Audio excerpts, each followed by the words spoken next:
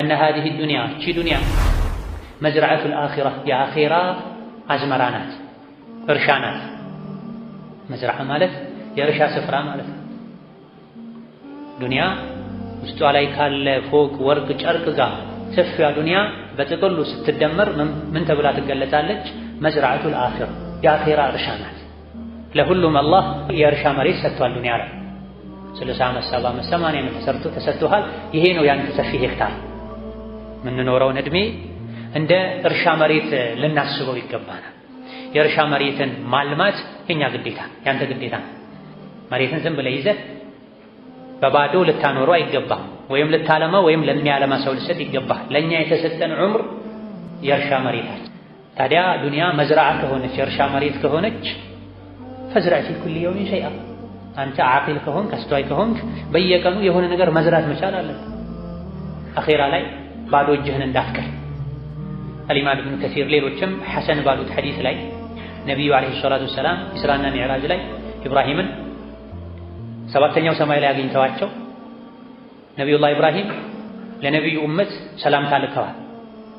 ለኡመት ሰላምታ አድርስልኝ፣ አሰላሙ አለይኩም በልልኝ። ሰላም ብለውናል ማለት ነው ኢብራሂም ዓለይሂ ሰላም።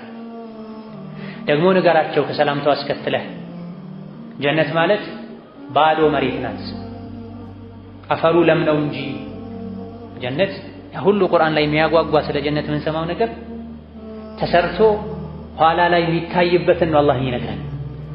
ለሰሪዎች የተዘጋጀውን ነው የሚነግረን እንጂ በመሰረቱ ጀነት ባዶ መሬት ግን መሬቱ ለም አፈር ነው።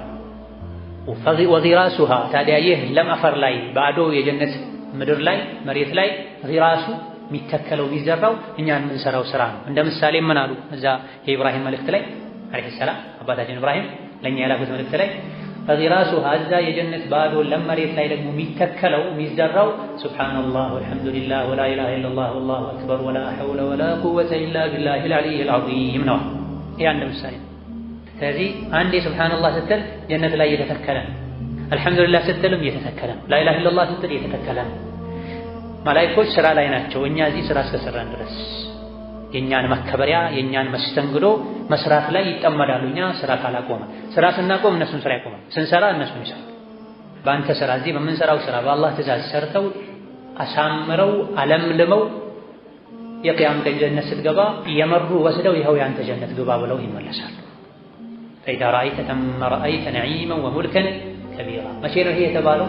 የሰሪዎች ስራ ከተዘረዘረ በኋላ ነው። ሱረቱል ኢንሳን ላይ ሰደቃ ያበላሉ፣ ቁርአን ይቀራሉ፣ ሌሊት ይሰግዳሉ፣ አኺራን ይፈራሉ ኢላ አኺሪ ካለም በኋላ በዚህ ሁሉ ልፋታቸው የተደገሰውን ጀነት ብታየው እዛ ነው ትልቅ ንጉስና የምታየው። ጀነት የገባ ሁሉ ንጉስ ነው። አላህ ጀነት ከሚገቡት ያደርገን። ኢዛ አኺራ መዝራዓ ናት። በየቀኑ ዝራ ይሆን ነገር ምሽት ላይ ልንተኛ ቢያንስ ወደ መኝታችን ስንሄድ ቆም ብለን ዛሬ ስንት ኸይር ዘራሁ እንበል። ይሄን የተፈለገው ያለነው ዱንያ ላይ ነው። ሰው ሲዘራ የተዝናና ሰው የዘራውን ሲያጭድ እሱ ቁጭት ያጭደዋል ውስጡ። ዱንያ ላይ አይደለም አኺራ ላይ። እዚህ እንኳን አርሶ አደር ሰው በሚዘራበት ጊዜ ከተኛ ጋቢ ለብሶ ከተኛ ብርድ ተቋቁመው የዘሩ ሰዎች የዘሩትን በሚያጭዱበት ቀን እሱ ቁጭት ያጭዳል። ሰዎች የተዉትን ትርፍራፊ ይለቅማል። አሊያ ደግሞ በየደጁ የሄደ ይማጸናል፣ ይለምናል። ዱንያንም በዚህ መልኩ ልናያት ይገባናል። አሁን ዱንያ ላይ እስካለን ድረስ ልንሰራ ይገባናል። አኺራ ላይ እንድንከብር አርፈን እንድንበላ።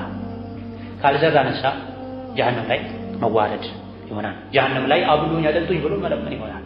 የሚበላው የሚጠጣው እሳት ይሆናል። ወመትጀሩ አርባሂሃ ዱንያ የአኺራ የንግድ ሱቅ ናት። ትርፉ የሚገኘው አኺራ ላይ ነው። ንግድ ቤቱ ደግሞ ያለው እዚህ ዱንያ ነው። መስጀር ማለት ሱቅ ማለት አርባሂሃ አኺራ ላይ ትርፍ የሚገኝበት ሱቅ ያለው እዚህ ዱንያ ላይ ነው። ዱንያ ሱቅ ናት። አኺራ ትርፉ የሚበላበት ሀገር ነው ማለት ነው። ወመውዲዑ ቦታም ናት። ተሕሲል ዛዲ ሚንሃ ስንቅ ማግኛ ቦታ ናት። የአኺራ ስንቅ የሚገኘው ከዚህ ነው። ከአዱንያ ስንቅ ይዞ ያልሄደ ሰው አኺራ ስንቅ አይኖረውም፣ ይቸገራል። ወልበዳኢዕ ራቢሐቲ አትራፊ እቃዎችም ያሉት እዚህ ነው። በዳኢዕ ማለት የሽያጭ እቃ ማለት ነው። ራቢሕ ማለት አትራፊ ማለት ነው። ይሄ ለነጋዴዎች የሚገባ ቋንቋ ነው። ሰዎች ዱባይ የሚሄዱት ቻይና፣ ታይዋን የሚሄዱት ባሉበት ሀገርም ወደ አንዳንድ ክልሎች የሚሄዱት ቅናሽ እቃ ፈልገው ነው። ወይም ደግሞ ቶሎ ቶሎ እየሄደ ትርፍ የሚያስገባ ዕቃ ፈልገው ነው። እነሆ ዱንያ አኼራ ላይ ትርፍ የሚገኝበት ዕቃ መውሰጃ ሀገር ናት። ሶላት አትራፊ ዕቃ ነው ማለት ነው።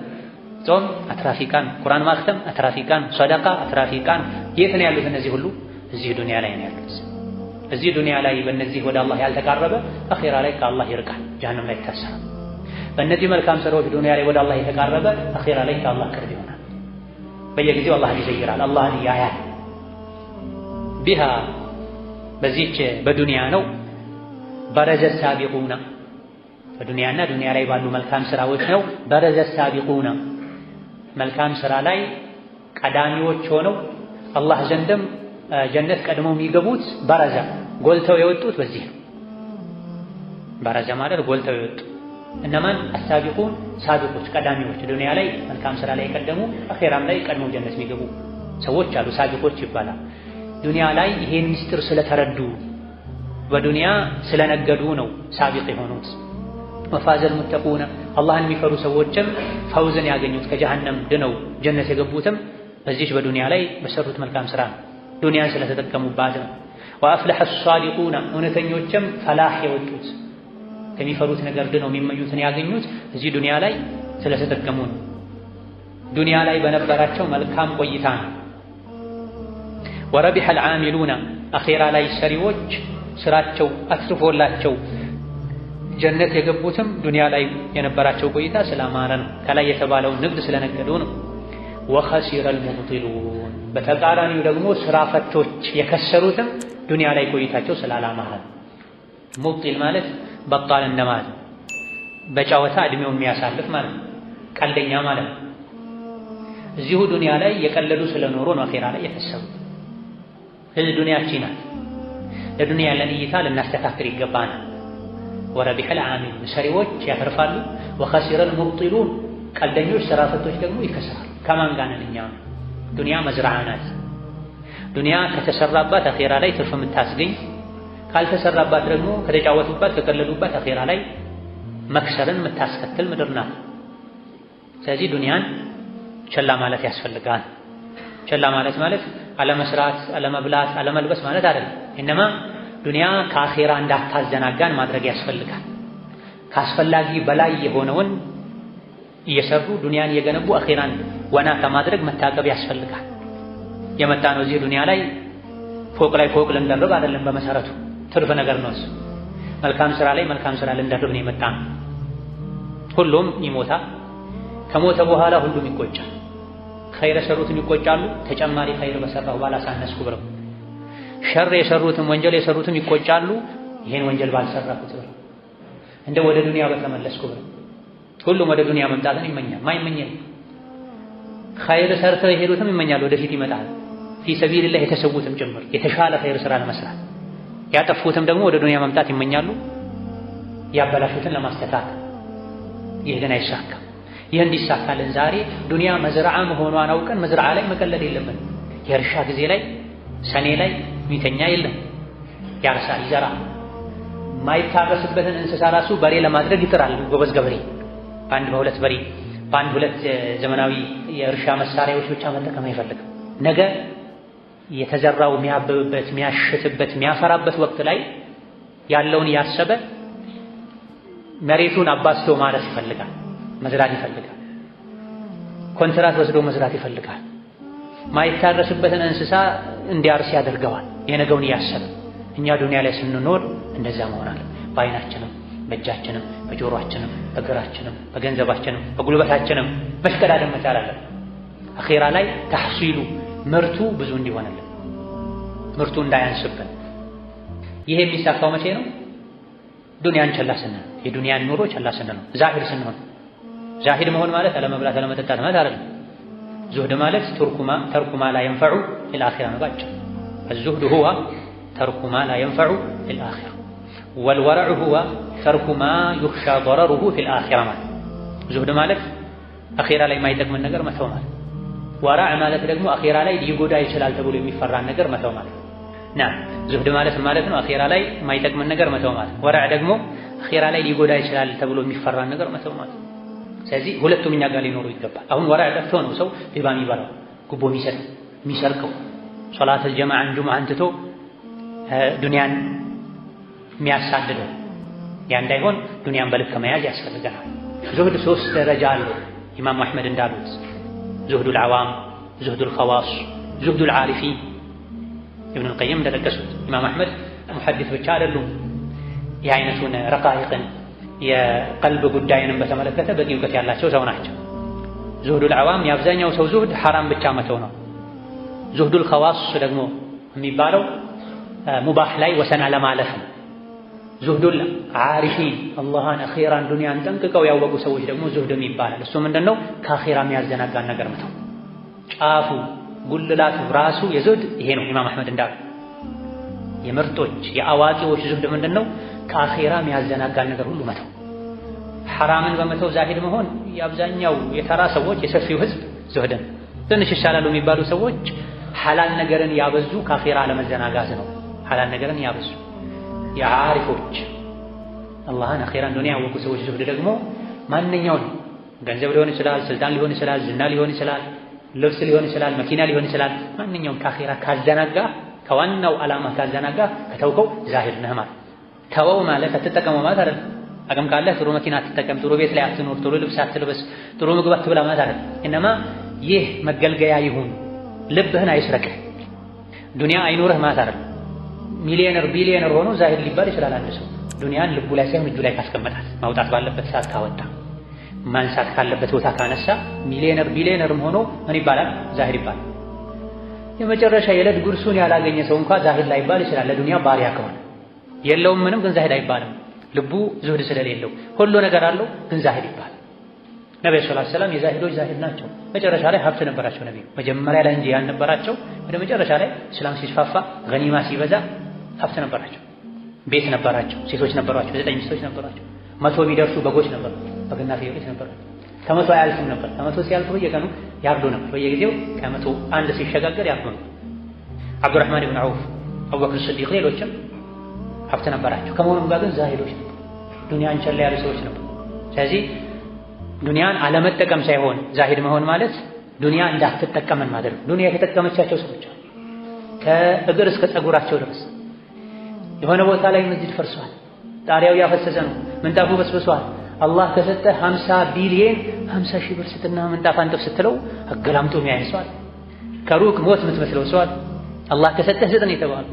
ባለቤቱ ርቧት አሟት ወጪ ማድረግ የማይፈልግ ሰው አለ። ይሄ ዱንያ እየተጠቀመችው ነው፣ እየተጠቀማት አለ። ስለዚህ ዙህድ ሲባል ዱንያ ከአኺራ እንዳታዘናጋን ይደረግ ማለት እንጂ ዱንያ ላይ ያለውን መልካም ነገር ሁሉ አላህ የፈጠረው ለማን ነው? ለባሮቹ በአግባቡ ከተጠቀሙት። ወአነ ሀዚህ ዳር እቺ ምድር ዱንያ ኡምኒየቱ አህሊል ጀነት የጀነት ሰዎች ምኞት ናት፣ ወአህሊን ናሪ የእሳት ሰዎች ምኞት ናት። ይሄ ድንቅ የብኑ ቁዳማ ንግግር ነው። የጀነት ሰዎችም ዱንያ ምኞታቸው ናት፣ ይመኟታል። እንዴት ጀነት ውስጥ ሆነው የጀነት ጸጋ ላይ ያሉ ዱንያን ይመኛሉ? አዎ ለምን? ወደፊት ይበራራልና የበለጠ ጀነት ውስጥ የገቡት ዱንያ ላይ ሰርተዋት በሄዱ ትንሽ ስራ መሆኗን ሲያውቁ ወደ ዱንያ ተመልሼ የተሻለ ስራ ብሰራ የተሻለ ክብር አገኛለሁ ማለት ነው ብለው መመለስን ይመኛሉ። የጀነት ሰዎች ጀነት ገብተው ዱንያን ከጀነት አስበልጠዋት ሳይሆን እንደማትመች ያውቃሉ። የረሃብ፣ የምቀኝነት፣ የጥላቻ፣ የበሽታ፣ የመንከራተት፣ የሙሲባ ሀገር ናት። መኖሪያነቷን ከአኺራ አስበልጠዋት ሳይሆን ግን ትንሽ ልድከም፣ በዚያ ውስጥ ልለፍ፣ በመከራ ውስጥ በዱንያ መከራ ውስጥ ባለፍኩ ቁጥር ጀነት ላይ ደረጃ ይከፍላል ብለው የጀነት ሰዎችም ዱንያን ይመኟታል። ወአህሊ ናር የእሳት ሰዎችም ደግሞ ዱንያን ይመኟታል። ለምን? የተሳሳተ መንገድ ላይ ሄደው መጨረሻቸው ጀሀነም ስለሆነ መንገድ ቀይረው ኸይር ስራ ሰርተው ወደ ጀነት እንዲሄዱ ይመኟታል። ግን አይሳካም ለማንም። ማንም ከዱንያ ከወጣ በኋላ ተመልሶ ወደ ዱንያ መግባት አይችልም። ስለዚህ ይሄ ትልቁ ምክር ነው። ዱንያ ላይ እስካለህ ድረስ በዱንያ ተጠቀምባት። ቃለ ተዓላ ፊ አህሊ ናር የእሳት ሰዎችን አስመልክቶ አላህ አለ ወሁም እነሱ የስጠሪኹነ ፊሃ ይጮኻሉ፣ ያለቅሳሉ፣ የድረሱልኝ ጥሪን ያሰማሉ። ፊሃ ጀሀነም ውስጥ ሆነው ምን እያሉ? ረበና ጌታችን ሆይ አኽሪጅና ሚንሃ አኽሪጅና ከእሳት አውጣን፣ ነዕመል ሷሊሐን መልካም ስራን እንሰራለን፣ ገይረ ለዚ ኩና ነዕመል እስከዛሬ እንሰራው ከነበረው ሌላ እስከዛሬ እንሰራው ከነበረው መጥፎ ስራ ሌላ መልካም ስራን እንሰራለንና እባክህ ጌታችን ከጀሀነም አውጣን ያሉ ይጮኻሉ፣ ጉሮሯቸው እስኪስተነጣጠቅ ድረስ። ነገር ግን መልስ አያገኙ። ምክንያቱም ዱንያ ላይ ያለው እድል አንድ ብቻ ነው። እኛም ይህ አይነት ዕጣ ፈንታ እንዳይገጥመን አንድ እድላችን መጠቀም አለብን። ወቃለ ሱብሓነሁ ጌታ አላህ ብሏል በሌላ አንቀጽም ወለው ተራ ነቢያችን ሆይ አንተ አማኝ ሆይ ብታይ ኖሮ ኢዝ ውቂፉ ዐለ ናር የእሳት ሰዎች እሳት ላይ እንዲቆሙ በተደረጉ ጊዜ ኬላው ላይ ተስፋ ቆርጠው ሊገቡ እንደሆነ አረጋግጠው ያ ሁኔታ ላይ ያ ስሜት ላይ ሆነው ብታያቸው ኖሮ ፈቃሉ ሲሉ ብታያቸው ኖሮ ያ ለይተና ኑረዱ ምነው ዋምኞታችን በተመለሰ ከዚህ ከሳት ወደ ኋላ ወደ ዱንያ በተመለስንና ወላ ኑከዚበ ቢአያቲ ረቢና ባላስተባበለን ነበር የመመለሱን እድል ብናገኘው ኖሮ በጌታችን አንቀጾች በቁርአን በሐዲስ በእስላም ባላስተባበለን ነበር ወነኩነ ሚነል ሙእሚኒን ከአማኞችም በሆነን ነበር ምን ብናገኝ ኖሮ አንድ የመመለስ እድልን ብናገኝ ኖሮ ይላል። ይሄን ብታይ ኖሮ እጅግ በጣም የሚያስፈራ የሚያስደነግጥን ነገር ታይ ነበረ። ያኔ የሚታየውን ዛሬ አላህ ሳይቶናል ነግሮናል። እዚህ ተበላሽተው ቀልደው እድሜያቸውን በከንቱ በጫወታ ጨርሰው መስራት የቻሉ አጉድለው መታቀብ የቻሉ ድንበርን ጥሰው የሄዱ ሰዎች እሳት ላይ ሲቆሙ ሊገቡ መሆናቸውን ሲያረጋግጡ ያ ለይተና ኑረድ ይላል። እንደው ምን ነው ወደ ዱንያ የመመለስ እድል ባገኘን ምኞታችን ነው ይላል። ግን አያገኙትም። ይኽሰው ፊሃ ወላ ቱከልም ደግሞ ውሸታቸው ነው። ወለው ሩዱ ለዓዱ ኢማኑ ዐን የመጀመሪያ እድል ላይ ያልተጠቀመ ሰው ሁለተኛው እድል ላይ አይጠቀም። ቃለ ኢብኑ መስዑድ ረዲየላሁ ዐንሁ ፊማ የርዊህ ኢብኑ መስዑድ አሉ ፊማ የርዊህ ከነቢ ባስተላለፉት ንግግራቸው ላይ ኢነ አርዋሐ ሹሃዳኢ የሹሃዳዎች ሩህ ነፍሳቸው ሹሃዳ ማለት ለእስላም ለዲን የተከላከሉ የተሰዉ ማለት ሸሂዶች ማለት የነሱ ሩሃቸው ከጠይሪን ኹድሪን እንደ አረንጓዴ ወፍ ሆነው ሩሃቸው አረንጓዴ ወፍ መስሎ ተስረሑ ፊል ጀነቲ ጀነት ላይ ይበራል። ሩሃቸው ነፍሳቸው ትበራለች ሐይቱ ሻአት ወደ ፈለገችው ቦታ። ሸሂዶች ለዲናቸው ሲከላከሉ የሞቱ የተሰዉ መስፈርት ያሟላ ሸሃዳ ላይ ወደ አኼራ የሄዱ ሰዎች ከሌሎች በተለየ መልኩ ሩሃቸው አረንጓዴ ወፍ የሚመስሉ ሆነው በዛ መልኩ ተስለው ጀነት ላይ ከአንዱ አትክልት ወደ ሌላኛው አትክልት የበረሩ ፍራፍሬውን ይበላል። ጀነት ላይ ይበራል፣ ይዝናናል። ثم تأوي حيث شاءت ወደ ፈለጉት ቦታ ምንም ሳይገደቡ የተከበረው የአላህ ጀነት ውስጥ እንደሻቸው ሲበሩ ቆይተው ثم ከዛም تأوي ወደ መጨረሻ ደግሞ ያርፋሉ ይመለሳሉ ኢላ ቀናዲላ ወደ ፋኖሶች ሙዐለቀቲን ቢልዐርሺ አርሽ ላይ ተንጠልጥለው የሚገኙ ፋኖሶች አሉ ጀነት ላይ እዛ ነው የሚጠጉት ማረፊያቸው እዛ ነው። ፋኖስ ውበት ነው፣ ድምቀት ነው፣ ብርሃን ነው። ማረፊያቸው እንደዛ አይነት የደመቀ የጀነት ፋኖስ ላይ ይሆናል። ፋኖስ በራሱ ውበት ድምቀት ከመሆኑም ባሻገር የጀነት ፋኖስ ነው። ከዛም አልፎ አርሽ ላይ የተንጠለጠለ ፋኖስ የሚስተከለው ዱንያ ላይ ጣሪያ ላይ ሊሆን ይችላል፣ ግርግዳ ላይ ሊሆን ይችላል፣ የሆነ ከፍታ ላይ ልታስቀምጠው ትችላል። ነገር ግን የነሱ ማረፊያ ማእዋ የሆነው ፋኖስ እንዲህ የሚስተከለው የአላህ አርሽ ላይ እዛ ላይ ሆነ። ይሄ አላህ ዘንድ ያላቸውን ቦታ ከፍታ ያሳያል። ፈበይነማ ሁም ከዛሊከ እነሱ በዚህ መልኩ ላይ ያሉ ጀነት ላይ እንደፈለጉ የተንሳፈፉ የበረሩ ሩሃቸው የጀነት ፍራፍሬን እየበሉ ይኖራሉ። ተመልሰው መተው ደግሞ ጀነት አርሽ ላይ የተንጠለጠለ ፋኖስ ላይ እዛ ይሰፍራል፣ ያርፋል። በዚህ ሁኔታ ላይ ሳሉ በይነማ ሁም ከዛሊክ ይጠላዕ ዐለይሂም ረቡከ ጌታ አላህ ወደ እነሱ ጎራ ይላል። ኢጥላዕተን ጎራ ማለት ያያቸዋል። ፈቃለ ይላቸዋል ያ ዒባዲ ባሮቼ ሆይ ሰሉኒ ማሺቱም የፈለጋችሁትን ጠይቁኝ ይላቸው። ፈቃሉ ይላሉ ሸሂዶች ያ ረበና ጌታችን ሆይ ነስአሉከ እንጠይቅሃለን አንተ ሩደ አርዋሐና ሩሃችንን እንድትመልሳት ኢላ አጅሳዲና ወደ ጅስማችን ወደ አካላችን እንድትመልሳት ከዛሳ ثم ተሩደና ከዛም እንድትመልሰን እንመኛለን እንፈልጋለን ኢለ ዱንያ ወደ ዱንያ እንድትመልሰን ምን ለማድረግ ለመጫወት ለመዝናናት ከቤተሰብ ጋር በደስታ ለመኖር አይደለም። ፈኑቅተለ ፊካ ለአንተ ብለን እንድንገደል መረተን ኡኽራ እንደገና ወደ ዱንያ መምጣት የሚመኙት ቪላ ቤት ለመስራት ፎቅ ለመስራት ሚስት ለማግባት ልጅ ለመውለድ ለመዝናናት አይደለም። እነማ ለአላህ ብለው ለዲን ብለው በመገደላቸው ምክንያት ያን ክብር ማግኘታቸውን ሲያውቁ ክብር እንዲጨምሩ ወደ ዱንያ ተመልሰው እንደገና መገደልን መሰዋትን ይፈልጋል። ፈለማ ረአ አላህ ተባረከ ወተዓላ ከሁኔታቸው ሲያይ እነሁም ላ የስአሉና ኢላ ዛሊክ ይሄን እንጂ ሌላ ምኞት እንደሌላቸው ሲያውቅ ቱሪኩ አላህ ዝም ይላቸው ይተዋል። ይሄማ አይሆንም። ወደ ዱንያ አንድ ሰው ሞቱ አኼራ ከመጣ በኋላ ወደ ዱንያ ይመለሱ። እነሱ ምኞታቸው ይሄ ብቻ፣ ሌላ ነገር አይፈልጉም። ለምንድን ነው ይሄ የሆነው? የመልካም ስራን ዋጋ ስላወቁ። እኛ ይኸው ዱንያ ላይ በህይወት አለን፣ የተለያዩ ኸይር ስራዎችን መስራት እንችላለን። ሸሂድ አላህ ዘንድ የተከበረ ሰው ነው። ሸሂድ ለአላህ ዲን የተሰዋ ከቀብር ፈተናም ይጠበቃል ተብሏል። ሁሉም ሰው ብዙ ሰዎች ሁሉም ሰው ቀብር ላይ ይጠየቃል። ጥቂት ቀብር ላይ ማይጠየቁ ማይፈተኑ ሰዎች አሉ። ከነዚህ አንዱ ሸሂዶች ናቸው።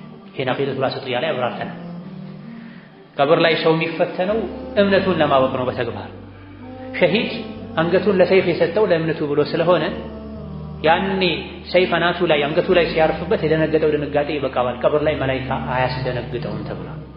ለአላህ ብሎ ፊሰቢልላህ የተሰዋን ሰው ይህ ከመሆኑ ጋር በዚህ ልክ አላህ ዘንድ የተከበሩ ከመሆናቸው ጋር ወደ ዱንያ ልመለስ ብለው ሲጠይቁ አላህ እድል አይሰጣቸው። አንዴ ብቻ ነው ዱንያ ላይ የሚኖረው ይላቸው። የሚመለሱበት ዓላማ እኮ እዛው ገልጸውታል።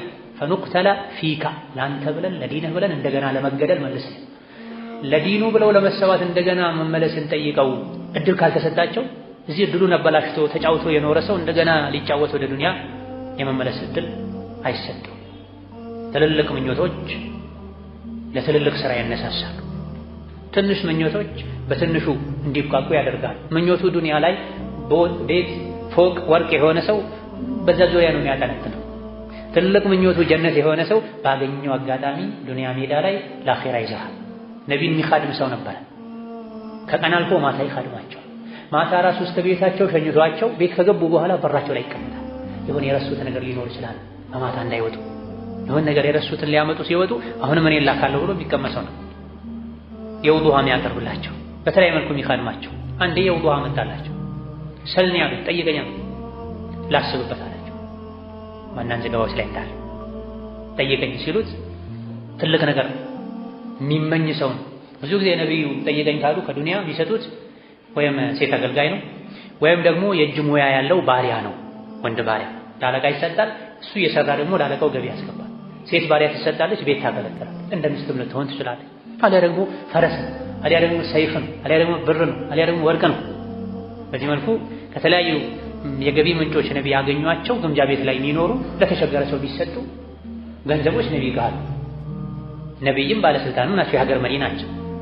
ጠይቀኝ ካሉ ነቢዩ ሰዎች ብዙ ጊዜ አንድ የምታገለግለኝ ባሪያ ስጠኝ፣ አንድ ባሪያ ስጠኝ፣ ስራ ሰርቶ በሙያው የምጠቀምበት፣ ፈረስ ስጠኝ፣ መሬት ስጠኝ። መሬት የሰጧቸው ሰዎች አሉ። ነቢ ሰለላሁ ዐለይሂ ወሰለም ይሄን ነበር የሚጠብቁት። እሱ ግን ላስብበት አላቸው። 3 ቀን ወስዶ መጣ። ከ3 ቀን በኋላ ጉዳይ ምንድን ነው ሲሉት እኔ ጀነት ላይ የእርሶ ጎረቤት መሆን ነው የምፈልገው አላቸው። አው ገይረ ዛሊክ ሌላ የለህም። ይሄ ሌላ የለህም የሚለው በሁለት ተፈስሯል። እሱን እሺ እንዳለ ሆኖ ሌላስ ዱንያ ላይ የምጠይቀኝ የለም? አገልጋይ አትፈልግም፣ መሬት አትፈልግም፣ ፈረስ አትፈልግም፣ ብር አትፈልግም። ሁወ ዛከ ያ ረሱላላህ እኔ ያን ነው ፈልገው ሌላ አልፈልግም። ወጣት ነው ተመልከቱ። ዛሬ ወጣት አንዱ ባለስልጣን መጥቶ ምን ትፈልጋለህ ቢለው እገሌ የሚባለው ከተማ መሀል ላይ 5000 ካሬ፣ እገሌ የሚባለው የመጨረሻ ሞዴል መኪና፣ እገሊት የምትባል ሴት ልጅ ወድጄ ነበር አባቷ እናቷ እምቢ ብለውኛል፣ ደሃ ነህ ብለው መልሰውኛል መሰል ነው የወጣቱ ምኞት ቢሆን። ኧረ ያረጀውም ጭምር ለዱንያ የማንም ወኔ አያረጅም። ነገር ግን ወኔው ትልቅ የሆነ ሰው ዱንያ ላይ ባገኘው አጋጣሚ ለአኺራ መሰረት መጣል ነው የሚፈልገው። ነብዩ ሰለላሁ ዐለይሂ ወሰለም ሌላ ጠይቃሉት። በሌላኛው እንትን ይሄ ከባድ ነው፣ በእኔ እጅ አይደለም ያለው፣ እኔ የጠየኩት የዱንያ ጉዳይ ነው። አይ ይሄው ነው ሌላ ነገር ይቅርብኛል። ይሄኔ ነብይ ምን አሉት? ፈአዒኒ ዐላ ነፍሲከ ቢከስረቲ አስጁድ። እንግዲያውስ የጠየቅከው አላህ ዘንድ ነው ያለው፣ በዱዓ አግዘኝ። ነፍስህን በስጁድ በመግራት ለጠየቅከው ማዕረግ እጩ እንድትሆን በስጁድ ግራት፣ አብቃት፣ አስተካክላት፣ በዛ አግዘኝ አሉ ነብዩ ሰለላሁ ዐለይሂ ወሰለም። ስለዚህ ትልልቅ ምኞቶች ያሉ ሰው በዱንያ ቆይታው የዱንያን ቁራቁምቦ አይፈልግም፣ በሱ አይሸነግም፣ በሱ አይታለም፣ አኺራን ነው የሚፈልገው። የጀነት ሰዎችም ሸሂዶችም ጀነት ገብተው ወደ ዱንያ መጥተው እንደገና ዱንያ ላይ የጂሃድ ታሪክ ሰርተው መሄድ ነው የሚፈልጉት። ወዕለም ያ አኺ እወቅ ወንድሜ ሆይ ረሒመከላህ አላህ ይዘንልህና አነ አላህ ተዓላ ጌታ አላህ ቀድ ዓሊመ በእርግጥ አውቋል አነሁም ሸሂዶች ጀነት ላይ የስአሉነ ዛሊከ ወደ ዱንያ መመለስን እንደሚጠይቁ ወአነሁም ነገር ግን እነሱ ላ ዩረዱነ ኢለ ዱንያ ወደ ዱንያ ግን የመመለስ ዕድል እንደማያገኙ አላህ ያውቃል። ለምን ታዲያ ይሄ ነገር ተነገረን? ሸሂድ ወደ ዱንያ መመለስ ፈልጋለሁ ይላል፣ አላህም ይጠይቃቸዋል የሚለው ለእኛ ለምን ተነገረን? ወኢነማ አራዳ ጌታ አላህ ፈልጎ ነው ኢዕላመል ሙእሚኒና ሙእሚኖችን ማሳወቅ ፈልጎ ነው ፊዱንያ ዱንያ ላይ ያሉት አነ ኡምንየተሁም የአኼራ ሰዎች ምኞት ፊልጀነት ጀነት ውስጥም ሆነው አልቀትሉ ፊ ሰቢሊሂ በአላህ መንገድ መሞት መሰዋት ለዲን መልፋት ወደ ዱንያ መጥቶ ኸይር መስራት ነው የጀነት ሰዎች ምኞት። ዱንያ ላይ ያላችሁ ሰዎች ሆይ ይሄን ወቁ፣ ተጠቀሙበት እድሉን። ከላይ መጀመሪያው ሶፍሓ ላይ ምን ብለናል? ወአነ ሃዚሂ ዳረ ኡምንየቱ አህሊል ጀነቲ ወአህሊን ናር ተብሏል። የጀነትም የጀሃነም ሰዎች ዱንያን ይመኟታል፣ ሸሂዶችም ዱንያን ይመኟታል። እነሱ የሚመኙት በእኛ እጅ ነው ያለው። ቀን ከሌሊት ኸይር ስራ መስራት ልናሳለፍ ይገባል። ሸሂዶች ወደ ዱንያ እንደማይመለሱ አላህ እያወቀ ለኛ ይሄን ያሳወቀን እነሱንም ጠይቁ ያለው መልእክቱ ለኛ እንዲደርስ በድሉ እንድንጠቀምበት ሊዩረግበሁም ፊ ዛሊክ ዱንያ ላይ ያሉ ሰዎችን ሊያነሳሳ ፈልጎ ነው። ምን ላይ? ለአኼራ መስራት ላይ፣ ለዲን መሰዋት ላይ። ኢዘን እዚህ ዱንያ ላይ እስካለን ድረስ ኸይር ስራ ልንሰራ በየቀኑ የሆነ ነገር ልናስመዘግብ ይገባል። ነጋዴ በየቀኑ ሰርቶ ምን ያክል አገኘው ብሎ ሂሳብ ይሰራል። አርሶ አደርም እንደዚሁ ምን ያክል አረስኩ ምን ያክል ዘራሁ ይላል። አርብቶ አደርም እንደዚሁ በዚህ ዓመት ስንት በጎች ወለዱ፣ ስንት ፍየሎች ወለዱ፣ ስንት ዶሮዎች እንቁላል ጣሉ፣ ስንት እንቁላሎች ወደ ጫጩትነት ተሸጋገሩ። ይሄ ነው ስራ። አደን ላይ የተሰማሩ ሰዎችን በየቀኑ ቀስታቸውን ደጋናቸውን ይዘው ወጥተው ስንት አደምኩ ነው የሚሉት። የሙእምን ደግሞ አደኑ ገቢው ፍሬው ምርቱ መሆን ያለበት መልካም ስራ። በየቀኑ ስንት ኸይር ስራ ሰራሁ፣ ስንት ዚክር አልኩ፣ ስንት ተጨማሪ ሱና ሰላት ሰገድኩ፣ ስንት ጊዜ ቁርአን ኸተምኩ፣ ስንት ብር ሰደቃ ሰጥሁ። የኛ የምንለው ይሄ ከዱንያ ላይ የኛ የምንለው ይዘነው የምንሄደው ይሄን። ከዚህ ውጭ ያለው እሳ የወራሽ የዱንያን ሐቂቃ ተረድተው ዱንያ ላይ በቂ አመርቂ ዘርዘርተው አኺራ ላይ በክብር የጀነት ሸክም ከሚበሉ ከሚታደሉ ባሮቹ ያደርገን ነው። አላ ኩሊ ሸይኢን ቀዲር ወኢጃበተ ጀዲር اللهم اعنا على ذكرك وشكرك وحسن عبادتك اللهم اعنا على ذكرك وشكرك وحسن عبادتك اللهم اعنا على ذكرك وشكرك وحسن عبادتك اللهم اجعلنا من عبادك المخلصين اللهم اجعلنا من عبادك المخلصين اللهم اجعلنا ممن خافك واتقاك واتبع رضاك اللهم انا نسالك رضاك والجنه ونعوذ بك من سخطك والنار اللهم انا نسالك الجنه وما يقرب لها من قول وعمل ونعوذ بك من النار وما يقرب لها من قول وعمل. آمين. السلام عليكم ورحمه الله وبركاته.